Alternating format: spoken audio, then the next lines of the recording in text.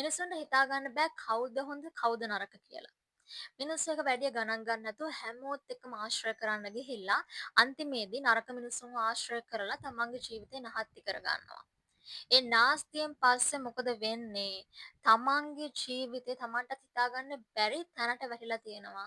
ආයි නැගිටින්න බැරි තැනට වැටිලා තියෙනවා. නැත්නම් අපි කියනවා තමන් ලොකු වේදනාවකටපත් වෙනවා. ජීවිතේ විඳිනව නෙමේ ජීවිතේ විඳවන්න සිද්ධ වෙනවා. ඒ වගේ මිනිස්සු ආශ්‍රය කරපු නිසා. අපි කල් තියාම අඳුරගන්න පුළුවන් නම් කවුද ඒ මිනිස්සයා? ඒ මිනිස්සයා හොඳ මිනිස්සෙක්ද? ඒ මිනිස්සයා නරක මිනිස්සෙක්ද කියලා අපිට පුළුවන් ඒ වගේ අමාරුවක වැටෙන එකෙන් ගැලවෙන්න. මම මේ වීඩියෝ කරන්නේ ඒ වෙනුවෙන්. මොනවාද ඒ ලක්ෂණ? මොනවාද මේ පිළිකුල් සහගත මිනිස්සෙක් ගාව තියෙන ලක්ෂණ? පළවෙනි එක තමයි එයා කේලම් කියනවා. ඒක ඒ මනුස්සගේ පුරුද්ද. කේලම් කියන එක. හොඳට ආශ්‍රය කරනවා.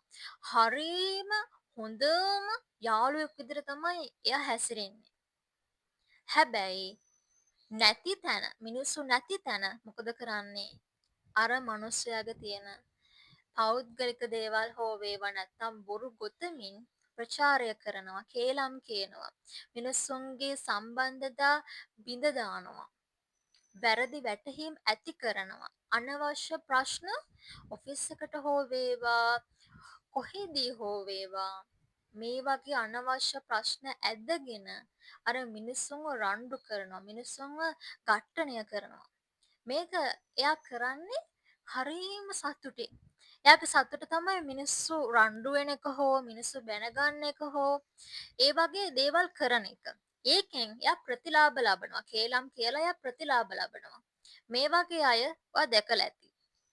දෙවෙනි කාරණය තමයි Tamanට පෙම්වතියක් හෝ නැත්නම් Tamanට බිරිඳක් ඉඳිද්දී එයා මොකද කරන්නේ? එයා හොර රහසේ අනියම් සම්බන්ධතා පවත්වනවා. ඒ විතරක් නෙමෙයි. මේ පිළිකුල්ම වැඩේ තමයි එයා කරනවා මෙන්න මේ දේ. එයා ඒක හොඳයි. තමන්ට තමන් මේ අනියම් සම්බන්ධතා පවත්වන එක හොඳයි. තමන්ගේ පෙම්වතියට හොරෙන් හෝ වේවා නැත්නම් තමන්ගේ වයිෆ්ට හොරෙන් හෝ වේවා මේ දේ කරන එක හොඳයි කියලා මෙයා ඒක යාගේ යාළුවන්ට හරි ලොකු දෙයක් වගේ මේක හරි ගොඩාක් විශේෂ දෙයක් මේක ලොකු දක්ෂතාවක් එන්න ඒ වගේ මතයක ඉන්නේ සහ ඒක එයා මිනිස්සුන්ට කියනවා ඔයත් මේක කරන්න. ඔයත් මේක කරන්න කියලා එයා අනුබල දීමක් කරනවා. තුන්වෙනි කාරණය වෙන්නේ එයා යාළුවන්ගෙන් උපරිම උදව් ගන්නවා. යාළුවන්ගේ උපරිම උදව් ගන්නවා. හැබැයි ඒ යාළුවන්ට උදව් අවශ්‍ය වෙලාවෙදී දැක්කේ නෑ වගේ මග ඇරලා යනවා. තමන්ට කලින් උදව් කරපු යාළුවන් අසරණ වුණාම උදව් අවශ්‍ය වෙලාවදී එයා දැක්කේ නෑ වගේ මග ඇරලා යනවා. තව කාරණයක් තියෙනවා. ඒක තමයි අධික ලෝභකම. තමන් ගාව මුදල් තියෙනවා.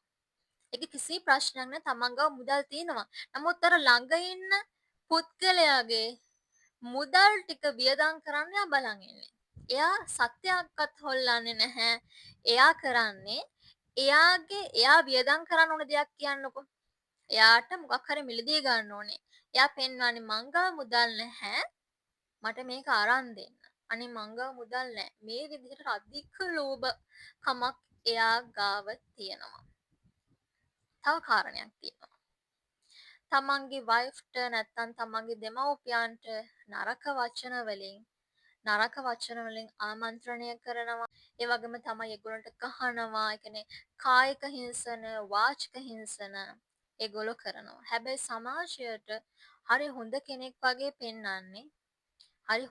වගේ පෙන්වන්නේ. නමුත් ඇත්තටම මිනිස්සු දන්නවා මෙයා කවුද කියලා. නමුත් එයා හරිය හොඳ මූණ දාගෙන තමයි පෙන්වන්නේ. නමුත් ගෙදරදී හරීම නරක නපුරු මිනිස්සෙක්. ඔයගොල්ලෝ දන්නවා මේ ෆැන්ටසි ලෝකේ ගැන. ෆැන්ටසි ලෝකවල මිනිස්සු ජීවත් වෙනවා. මේ ෆැන්ටසි ලෝකේ ජීවත් වෙන්න ගිහිල්ලා මිනිස්සු තමන්ගේ ජීවිතයේ සාමකාමීත්වය හැම දෙයක්ම නැති කර ගන්නවා. එන්නෙම සංකීර්ණ කරගෙන. මේ පුද්ගලයාත් ඒ වගේ එයාට ඕනේ ලෝකෙට පෙන්වන්න ජීවත් වෙන්න. ලෝකෙට පෙන්වන්න තමයි හැමදේම කරන්නේ. එයා ඒ ඇටෙන්ෂන් එක බලාපොරොත්තු වෙනවා. මිනිස්සුන්ගේ අවධානය එයා බලාපොරොත්තු වෙනවා. මේ ෆැන්ටසි ලෝක ජීවත් වෙන්න ගිහිලා ණය වෙවි මෙන්න මේ වගේ දේකුත් එයා සිද්ධ කරනවා. අපි ගොඩාක් කාරණා ගැන කතා කරා.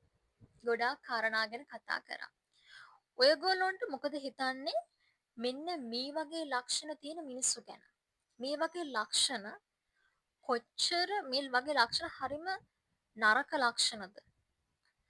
මේවා අපි හදා ගන්න ඕනේ නේද? මේ වගේ ලක්ෂණ තියෙන කෙනෙක් වුණත් හිතා ගන්න ඕනේ මම මේ එක ලක්ෂණයක් හරි හිමින් හදා ගන්නවා මේ ලක්ෂණම නැති කරන්න ඕනේ කියලා කතාව.